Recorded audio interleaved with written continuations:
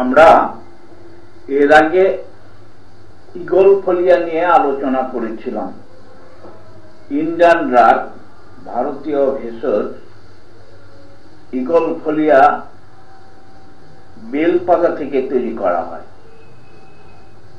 তা বেলের প্রচুর ভেষজ গুণ আছে।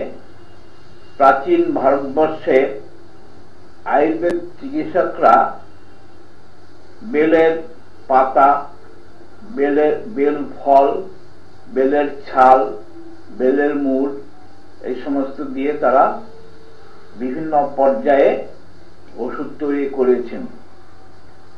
তা এই আয়ুর্বেদিকে এই সমস্ত সুফল দেখে ভারতীয় হোমিওপ্যাথরা তারাও বেলের পাতা এবং বেল ফল এগুলো তারা ড্রাগ প্রুভিং করেছিলেন।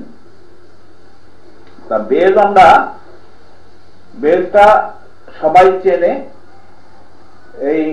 এর হচ্ছে বেলের বিভিন্ন নাম আছে। তা আয়ুর্বেদে তার বিভিন্ন নাম, যেমন বিল্ব, শান্ডিলা, শৈলুষ, মালুর ও শ্রীফল এগুলো বেলের বিভিন্ন পর্যায়ে প্রতিশব্দ।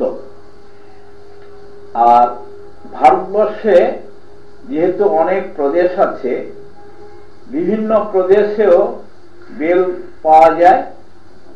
যেমন হিন্দু বলায়ে বলা হয় বেল, মহারাষ্ট্রে বেল ফল বা বিল, গুজরাটে বলে বিলু, কর্ণাটকে বলে বেল্লু, আসামে বেলকে বেল বলে, তামিল ভাষায় বিলমপাঝম বলে।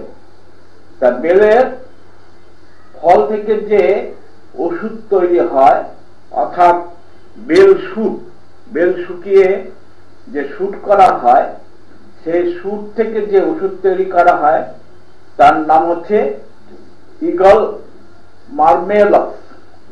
আমরা এই বেল পাতা থেকে যেটা তৈরি হয় সেটা হচ্ছে ইগল ফলিয়া, আর বেল শুট থেকে যে ওষুধ তৈরি হয় তার নাম হচ্ছে ইগল মার্মেলস।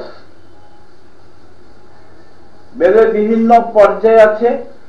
কচি বেলকে বিল্ম কর্কটি বা বিল্ম পেশিকা বলে, আর বেল শুকিয়ে যেটা করা হয় সেটা হচ্ছে বেল শুট।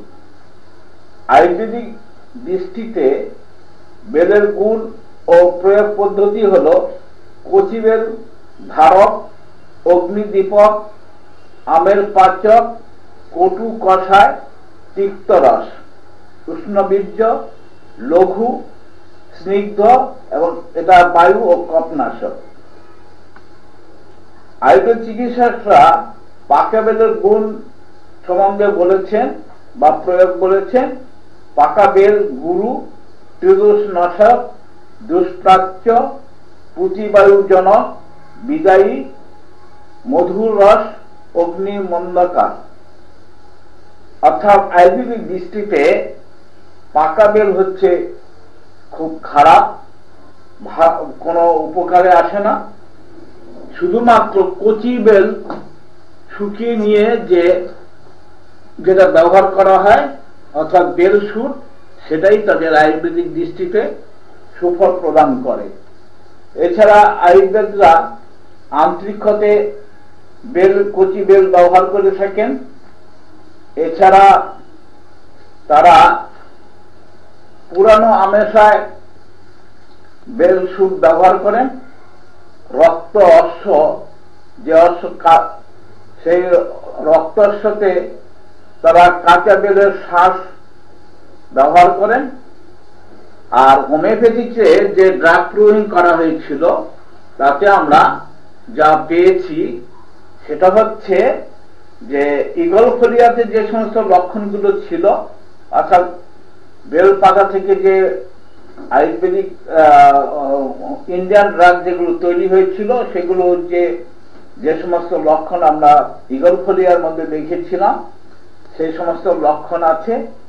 এছাড়াও অতিরিক্ত যেটা সেটা হচ্ছে ডায়রিয়া আর আমযুক্ত মল, সেই ক্ষেত্রে যে ঈগল মারনাস খুব ভালো কাজ করে।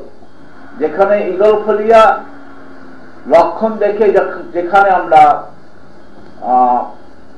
সুফল পাই না, সেই ক্ষেত্রে ঈগল মারনাইলাস ব্যবহার করে, অর্থাৎ বেলসুর থেকে যে ওষুধ তৈরি হয় ব্যবহার করে আমরা সুফল পেয়েছি। আর ঈগল মারনাসের যে পোটেন্সিটা ব্যবহার করা হয় সেটা হচ্ছে লয়াল পোটেন্সি, এবং প্রস্তুত প্রণালী হচ্ছে সেন্টিসিমাল স্কেলে এবং ডেসিমাল স্কেলে। সেন্টিসিমাল স্কেলে আমরা 30 পর্যন্ত ব্যবহার করতে পারি, আর ডেসিমাল স্কেলে ঈগল মারনাইলাস আমরা 2x 3x ইত্যাদি ব্যবহার করতে পারি। সুতরাং ঈগল ফলিয়ার যে সমস্ত লক্ষণ আমরা পাবো সেই ক্ষেত্রে আমরা ঈগল মারনাসেও একই রকম সুফল পেয়ে থাকি।